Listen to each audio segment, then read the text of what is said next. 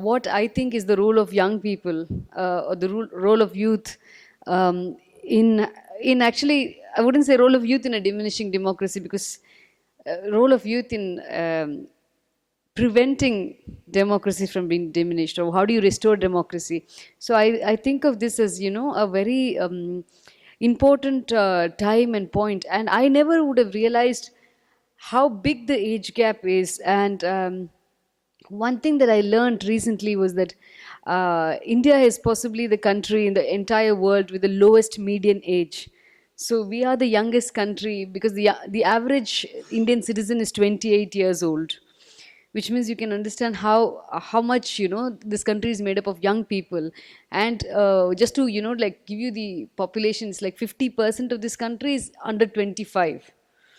So people like us, like he was telling his age at 40, but a lot of people were 60, 70% of this country was born after after 84.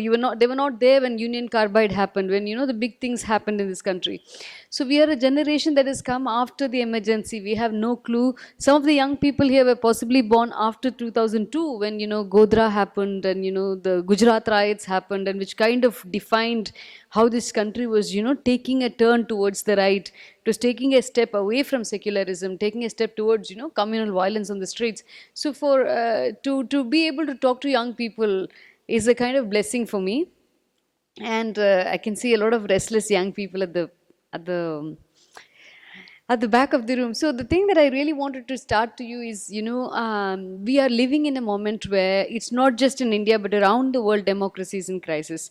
So only 2 days ago, Trump was sworn in as the American president, and that is again a huge turn towards the far right, because this is somebody who is going to take away birthright citizenship, who's going to take away a lot of labor laws, who is going to, weaken democracy as it is known. He's going to take away rights of women to choose what to do with their bodies.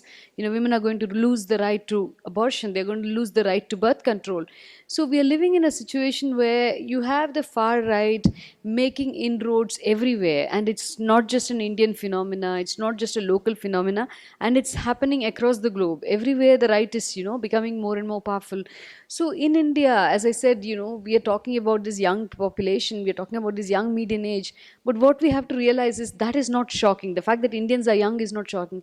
What is shocking is that we are now facing the highest unemployment we've ever had in 75 years of independence. We've never had this high levels of unemployment. And the unemployment is also very special, because the people who are unemployed here are actually, the highest amount of unemployment is among the postgraduates and the graduates. So you have like a 60% unemployment among postgraduates. So even the people who are actually highly educated end up not having jobs. And the way the Indian government at this point, is trying to solve this problem, because the numbers are so bad, they're not solving this problem by creating more jobs. They're saying that all the housewives are going to be considered as self-employed, so that we can show that they are workers. So they're trying to look at all these, smaller solutions, or like basically masking the data instead of addressing the big problems that happen here. And I also think that, when I'm talking to a young audience, I don't want to come and sound like a rabid Marxist. I don't want to sound like somebody too much on the left with my Lal Salam and my Inqilab Zindabad. But you have to realize that so much of what we are facing today is a crisis of capitalism. What we call the far right, what we call fascism, what we call all this oppression. I think there's a big quote that's often attributed to Lenin, where Lenin says, or is reported to have said, that what is fascism? Fascism is capitalism in decay. And what we see now with Trump, what we see with Modi, what we see with all of this is that there is unbridled authoritarian capitalism that is causing so many of these problems. And I again wanted to, it's very easy to just talk about, capitalism in the abstract. But to understand capitalism, imagine that you put 20 people in a bus, and somebody tells you these 20 people who are in a bus actually own 80% of India's wealth. Isn't that shocking? But that is actually what is happening. So for instance, in India alone, we have like the top 1% have captured 63% of all the new wealth that got generated in India. And at the same time, as much as you have the amount of wealth that was owned by the billionaires, that increased by 750 percentage in the years following the pandemic. So what we're having is that there is gross capital accumulation. There's like unbridled, unchecked capital accumulation, where the rich are getting simply richer and richer and richer. And on the other hand, we have so many Indians slipping into poverty. We have so many Indians who actually depend on the PDS system, who depend on ration, who depend on these little subsidies of food that's handed out to them, because otherwise the system knows that it's going to head for a collapse. And because they're so aware that the system is going to head for a collapse, they are keeping these welfare measures running. So, for instance, there's also other things. So, on the one hand, people are talking about growth, people are talking about development, people are like, okay, Adani has now become the richest man in Asia. So, you have all these, Ambanis are now attending Trump's inauguration. But even as the rich are getting richer, we also have a country where there has been no real increase in wages for people who are working in agriculture, for people who are working in industrial jobs, for people who are working in what they call the gig economy. And this shows that, like if there is no growth, there is inflation, but there is no increase in the wages in what people are making. So, what is actually happening? And there is also very linked to this issue, and I'm going to come back to what is the role of youth. Because when people are getting rich, when we talk about Adani getting rich, when we talk about this, concentration of power, when we talk about this kind of monopolization, they are stealing your futures, they are stealing your jobs, they are stealing away what is actually, meant to belong to you. And in that sense, I think it should provoke the sense of outrage on what is happening to our futures.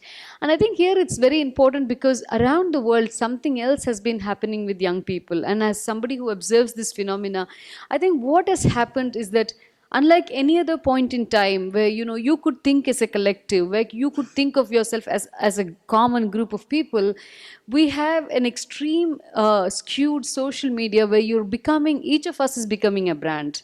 I'm not talking about me, I'm talking about all young people. Anybody with a smartphone who creates content.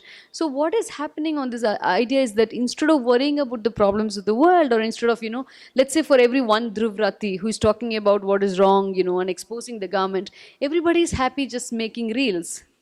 People are just happy, this entire, there's no political expression.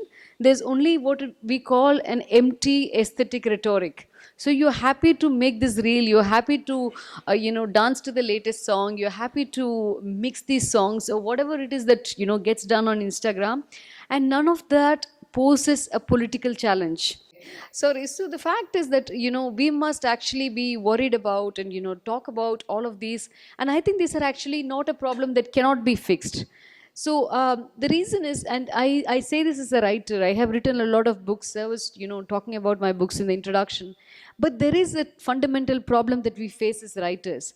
And that fundamental problem is, for instance, if there is increasing authoritarianism, a lot of people are becoming political prisoners. If I write a book about it, I write this book, say, in 2025, it's going to go to the press in 26. By the time it's published and people can read it, it is 27. So, books take a lot of time to make. It takes 1 year, it takes 2 years. But the problem is, the problem escalates and escalates and escalates. And the people on the far right are not changing minds through books. So the original idea, people on the left or people, in the civil society, we believe that, writing has to happen, writing has to be a slow process, that we have to develop ideas.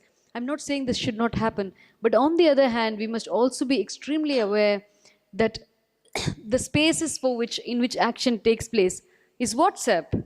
I mean, literally all our parents are on some WhatsApp group or the other. They've all become WhatsApp uncles. They don't go and check any information. They don't check if the information is right or wrong. So they get a forward and they send this forward to somebody, and everybody is on a chain, and nobody wants to. And so what is increasingly happening is that nobody wants to engage with ideas in a long form way. Nobody, for instance, is interested with, okay, what is the political economy here? Why is it that we have come to this place? Why is it that, for instance, India's, in Tamil Nadu, we are very proud to say, 49% of India's women work in Tamil Nadu. We're never asking the question, why is it that Indian working women are in Tamil Nadu and not elsewhere? What is it that prevents Indian women from joining the labor force in North India? And why is it that India's women in the labor force is one of the lowest numbers in the whole world, and apparently it ranks lower Then Syria, which was under war for all this time, it ranks lower than Afghanistan. So why is it that women are not going to jobs? It just cannot be that women want to become trad wives. It's not just that there are no jobs. So I think the more we think about these questions, and the more you have to analyze what is happening, and that kind of analysis, that kind of thought, doesn't necessarily have to come through books. You need that long thought, but if you have to speak to your generation, if you have to talk to young people, if you have to reach out among each other, the same social media that people are right now using for this, what I call self commodification, and what we can sometimes call self objectification, in which you present yourself as an interesting person, a funny person, a beautiful person, an interesting person. I think that has to shift away from the self, away from the the aesthetic of one's own self, and move into talking about political issues, because these issues are your future, these issues are linked to you, these issues are linked to your country. And I think this is also somewhere I wanted to bring the statistics. And like, I don't like numbers myself, but sometimes numbers have a shock value that nothing else has. We cannot just say, okay, this problem exists. But if I say with numbers, for instance, you have only 3 companies in India that control 90% of all the digital payments. There is monopoly going on there. You have like 5 companies controlling 80% of India's entire cement production. You have like only 4 companies dominating 70% of the e-commerce. After Reliance came in, again, what is happening to the telecom sector? Who is controlling our calls? Who is controlling what data we use? I mean, so much concentration in these companies. And in India, again, this is the reason I talked about the digital penetration, the digital atmosphere, is that on the one hand, I feel that we are stuck in this anesthesia. We are stuck, I think young people are stuck in this situation where, like, we get so many likes, we get so many retweets, we get so many shares. What is it that you call an Insta? It's not called a retweet, right? It's share, page, insights, whatever. But the thing is, this can be like, at this point, it's at a very politically neutral place. The work that is being done is very beautiful to look at, it's very wonderful to share, it's very interesting. But what is happening is that an unknown to yourself, it's an unknown as except as a sociologist may study, is that there is what we call the memification of culture. So culture becomes a meme, politics becomes a meme. So everything is reduced to a meme. So like, Modi goes and meets Meloni, then it becomes a meme. But we're not interested in understanding anything beyond the meme. We don't understand, for instance, that Meloni represents the same political ideology that Mussolini represented, which is what the Italian fascists stood for. And then we don't understand that the RSS, which is based on which the BJP exists today, was inspired by Mussolini, was inspired by Hitler, that all of them are united by fascist ideology. Thing is, we are going this far, but to make that political connection, we just have to go like 2 more steps. We don't have to just go 3 more steps, and it doesn't take a lot. It doesn't take a lot for us to expand. But right now, we are stuck in this memification of culture. And this meme is why, people like Elon Musk, who, is also one of the world's richest man, but on the other hand is also the man who has the hand and the ear of Trump, are able to put their perspective, are able to get all the government grants, are able to decide how the government has to be run. And the reason why I think we talk to young people, and like, the teachers always come and tell me, ma'am, they're only interested in making reels, they're not interested in reading books. Okay, but the thing is, I'm not going to, my solution is not to say, I want to, bludgeon you with a book, I'm going to hit you with a book, I'm going to force you to read a book. Let us start with where young people are here today. If young people are making memes, and in India, again, this is the question, at least 70% of the internet users in India are young people between 15 to 29 years old.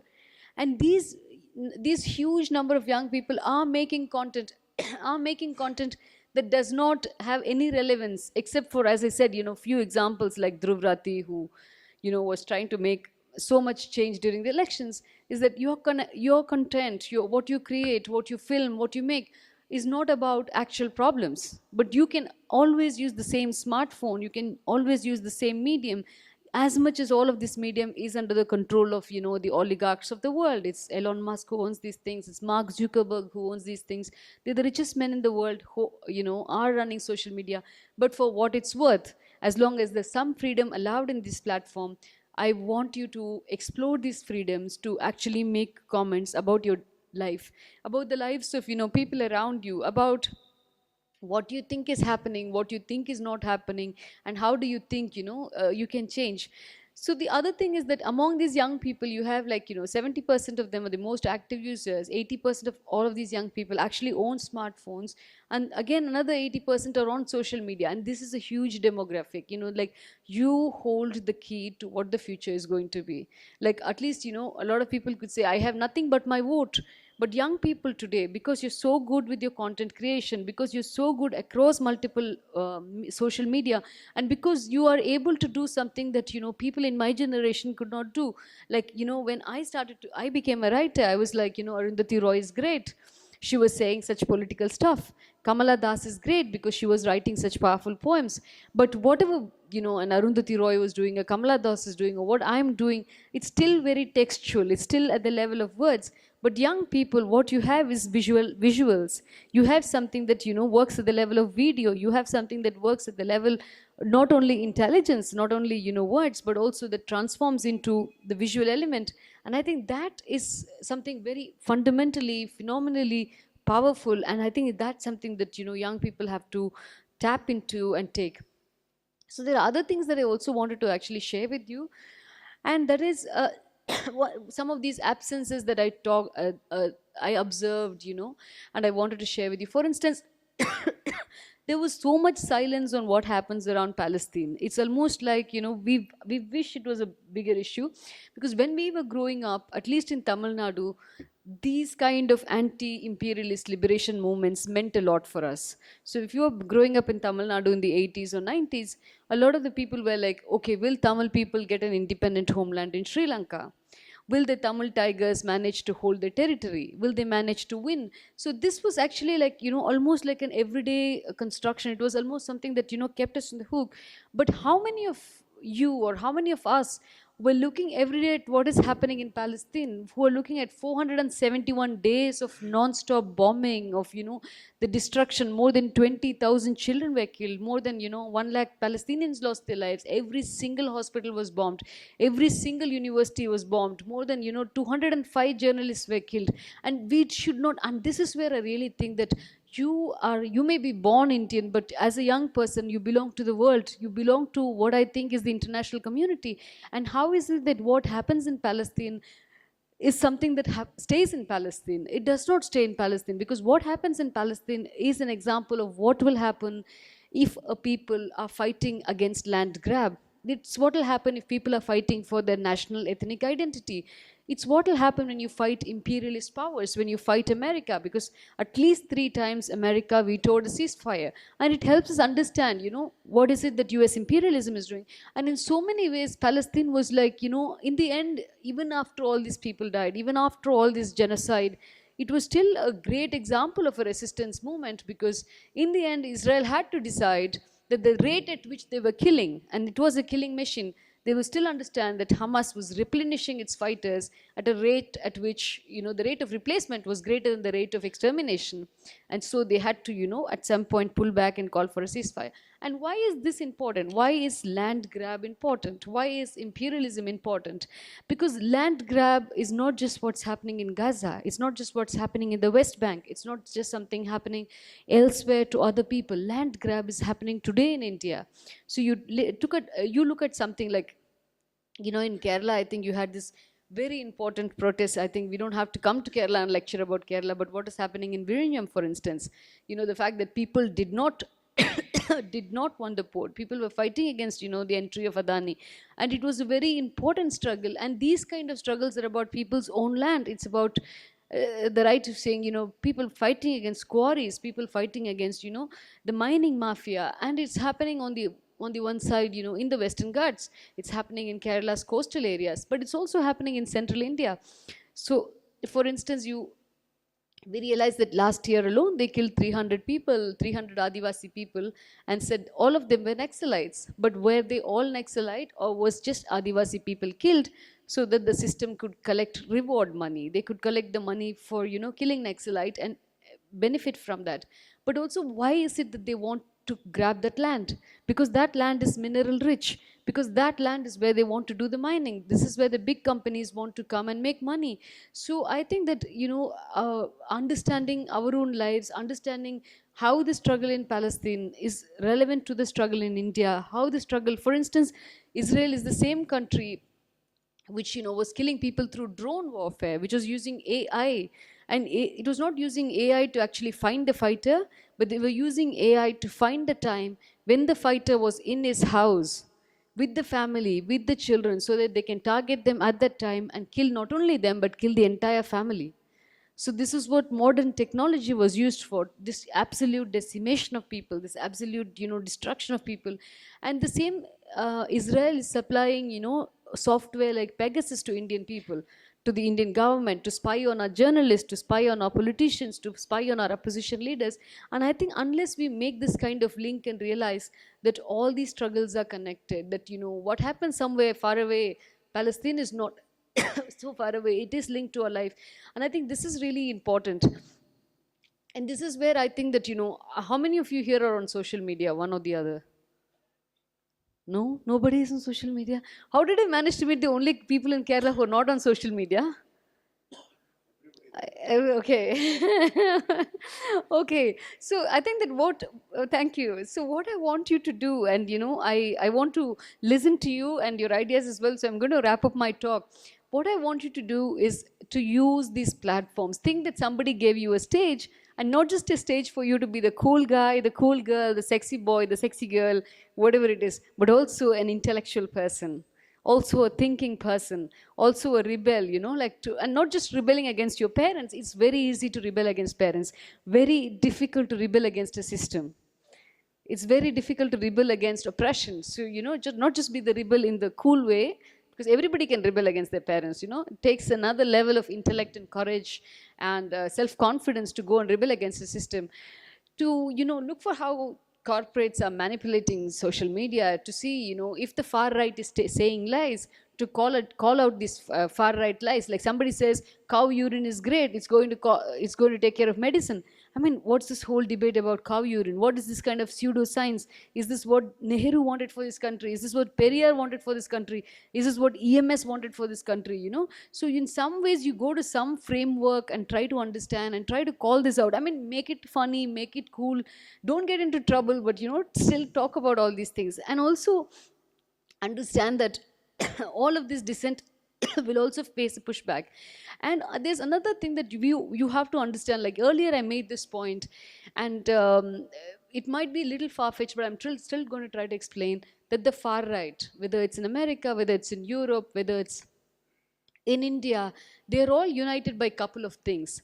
So on the one hand, the engine of the far right is sponsored by capitalism, which is why when Trump is sworn in, you have Musk there, you have Jeff Bezos there, you have all the richest men in America there, because they want this to be their government. But in India also, what do you have? Like you have Modi, completely bankrolled by Adani, by completely supported by the biggest, richest men of his time, in order for them to satisfy themselves. But beyond capitalism, which is the system that keeps it in place and makes it work, all of these far right movements, the first uniting factor is Islamophobia.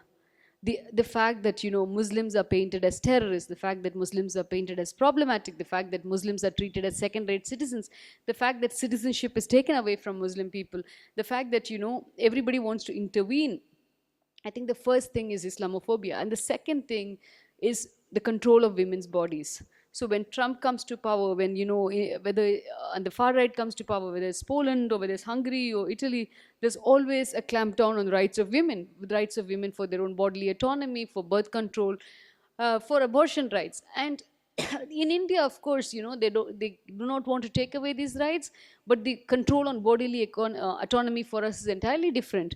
They control Indian women through the system of marriage, through the system of arranged marriage, through the system of telling you that you should marry only in your caste. So we are controlled in another entirely different way, but the control remains.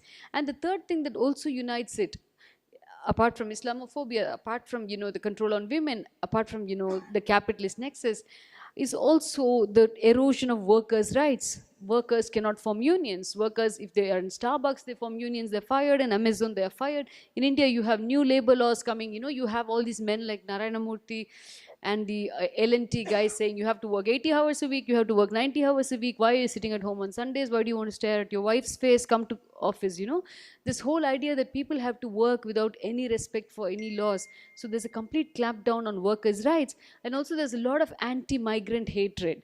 Somebody is an infiltrator, somebody is an outsider.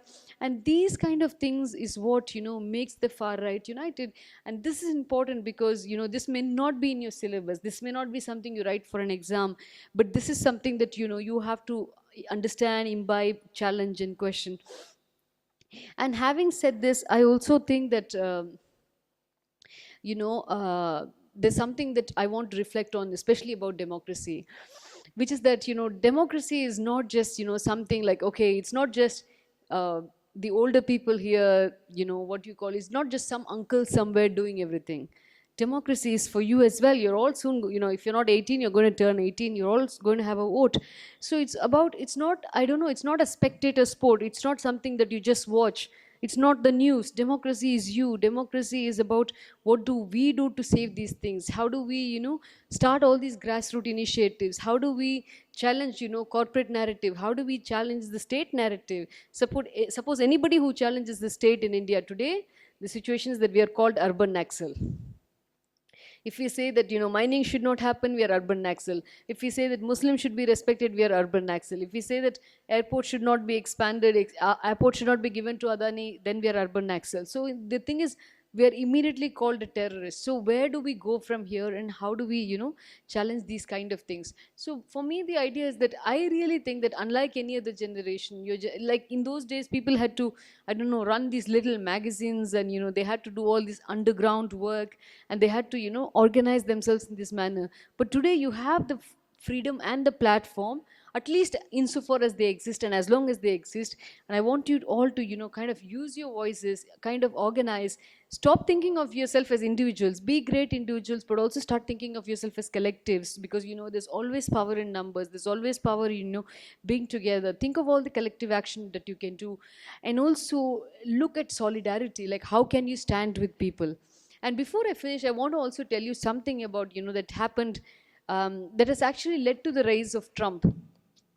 Is that a lot of the time when people were having protests, for instance, if I was talking about issues of transgender people, somebody would say, but you're not trans, you please shut up.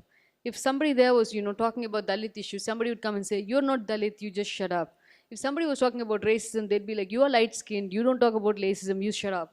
Suppose he talks about women's rights, somebody's like, you're not a woman, you don't talk about women's rights, you shut up. So for a long time, this identity politics was shutting up people. And it sounded like good thing. It sounded like a very good thing. Because people are like, I know better than you because I have lived experience. I know better than you because only I suffered the problem. So only I should talk. So there was this entire idea of telling people to stay in your own lane, do only what comes to you. But there is a big danger of that. And this big danger is that when you are in trouble, nobody else can come to support you. That when you face a trouble, you're completely isolated. And we have to understand that in this regard, the left was entirely different. Like Che Guevara was not fighting only in, where he was born. He was not only interested in Argentina. He was not only interested, he was in Algeria. He was in Cuba. He was fighting because that's what the idea of the left is. The idea of communism is that if there is a struggle, you have to take part in every struggle as if it's your own struggle. That idea of solidarity is that you put yourself on the front line, you think of sacrificing, you don't think, okay, that's their problem. The boys here should not think, all these problems are girls' problems, so why should I talk about it? I mean, it is your problem as well. So what I really want you to do is to come away from that mindset. It is a big trap, this mindset that, you talk only about what concerns you. Come away from that and address these issues. And thank you so much for listening to me, and I hope we can have some questions from you. My question is that you were talking repeatedly about Trump being elected, but don't you think that it's the democracy that made him elected? That people were unhappy about the Biden administration, and people themselves elected Trump because they need a change? Yeah. So yes, I agree with you. So if Trump did get elected, does it show that democracy is working, or does it show that democracy was so bad under Biden that people decided that Trump was a better alternative? And I think this is quite interesting, especially in the Indian context, right? Like in the Indian context, we have a tendency where people say that Congress should become soft BJP. that Congress should follow Hindutva light. And that's what the Democratic Party was trying to do. The Democratic Party was trying to become Republican light. They were trying to become, a softer version of the Republican Party in order to win. So, like Kamala Harris was going around talking about how she likes guns, and they were all trying to give all these signals that again and again kept saying that they are like the Republicans, and then people never want to vote for a Xerox copy, right? People want to vote for the original substance. And I think that this kind of what was happening under Biden, which made so many people angry, made so many people extremely upset, because he was not addressing any of the systemic issues, and they were still in many ways using. And this is where I think Trump is really interesting, because he does not want, whether we like it or not, he does not want America to be directly involved in fighting wars. Like, for instance, he's the president who pulled them out of Afghanistan and all of that. Yes, more importantly, he was actually under Biden administration. So many funding was given to Ukraine, and was also there was a lot of support to Israel. There's immense support to Israel. I think he was giving like more than $200 billion in aid to Israel. So it was all of this, and also we saw that the key states like Michigan, all the people, like the Muslim people actually like completely voted for Trump, or they didn't vote at all. And recently there was a study that showed that so many people actually sat out of the elections. They did not vote for the Democrats just to punish Biden for a genocide. And it's what happened is that America finally learns that what they do in the rest of the world will come back to them. There was a clamp down on every college campus. This and anybody. There's also the Israel lobby, right? Like, so many of them were on the payroll of the IPAC. So yes, I agree with you that Trump won, but Trump also won because the Democrats were so bad as an alternative that people were believing that it's much better to fight the bigger enemy or the actual guy than, or have him instead. And I also think it's about duplicity, that people prefer honesty than somebody who is duplicitous, because Biden speaks something and he does something else, but they prefer somebody who's an actual thug, who says, I'm a thug and I'm going to be a thug. I think there somewhere that authenticity element helps him to be who he is. So Thank you. Hi, ma'am. So, what is your view on youngsters going abroad currently?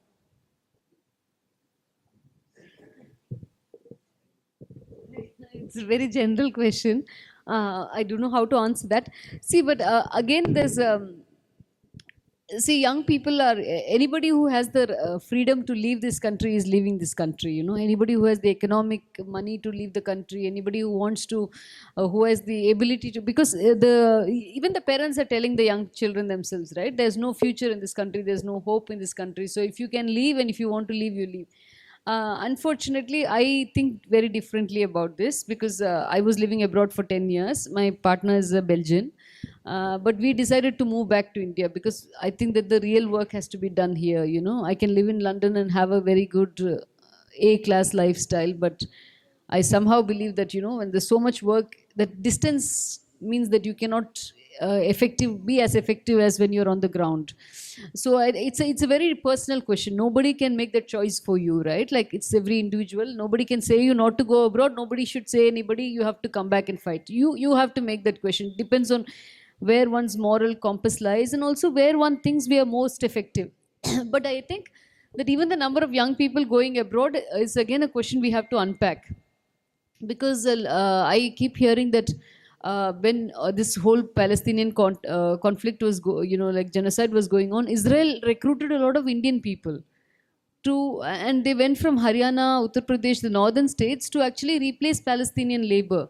So India's cheap labor is also used for all these, very tactical issues. And then I think a lot of people, actually, a couple of people went from Kerala to Russia, and they ended up coming back as dead bodies because Russia was deploying them in the front lines of war. So where are we going, and what are we actually doing also is, and then another thing I keep hearing, and nobody's done the full story, is that in Cambodia and Vietnam, a lot of young people have been taken in the name of getting IT jobs, and they're being held as prisoners in call centers.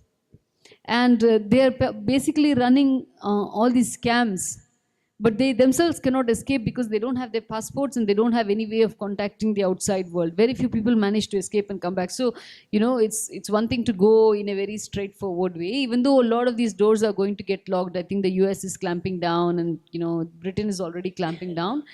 But on the other hand, also that in the UK, for instance, Indian students have to pay 3 or 4 times the amount of fees that a UK uh, resident pays. So Indian students are often used to subsidize the education system and to pay the university cost.